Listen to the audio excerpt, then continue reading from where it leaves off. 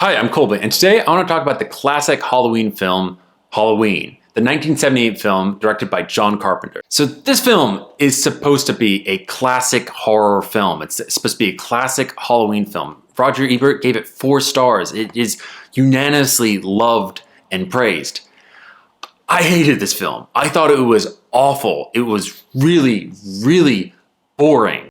Like, I can't stress how boring it was. It felt like an hour and a half of nearly nothing happening. It was also not scary at all. Now, I don't know if it's necessarily fair to compare it to more recent horror films, but I just didn't think any scenes in the film were scary. It just felt like you had this idea and you just did the same thing over and over and over again. Like, what if there was a bad stabby man? And what if he was really creepy? And yeah, that would suck. It would be the answer. But like, I don't know. It just felt like silly. There's a few shots that are really good. I wouldn't say that the scenes are good, but like the shots are good. Like, for example, there's a scene where the main protagonist is walking down the street and then you see Mike Myers come and look at her and you just have him kind of like blocking out half the screen and his like heavy breathing as she's singing the song about just you and I. And yeah, so that scene, that's like a creepy little shot.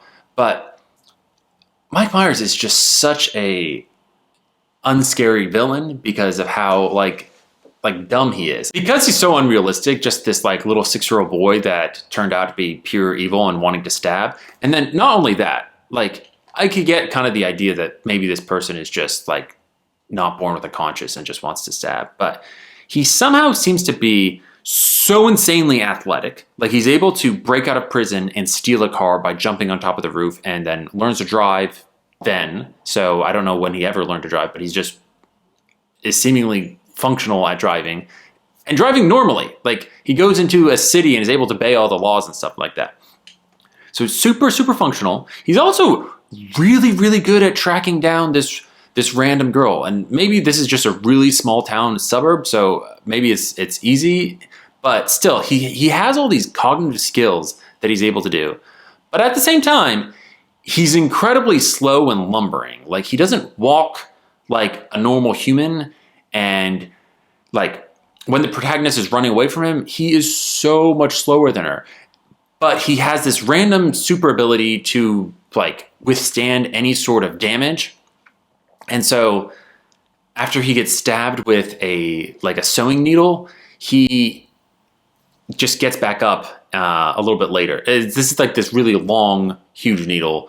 And yeah, it just does the same thing again and again. He just rises up after getting seriously wounded and without any sort of explanation. And so I hated that kind of discrepancy, that somehow he's able to recover from these injuries really well, but he is like really, really unathletic when he's like actually chasing his victims.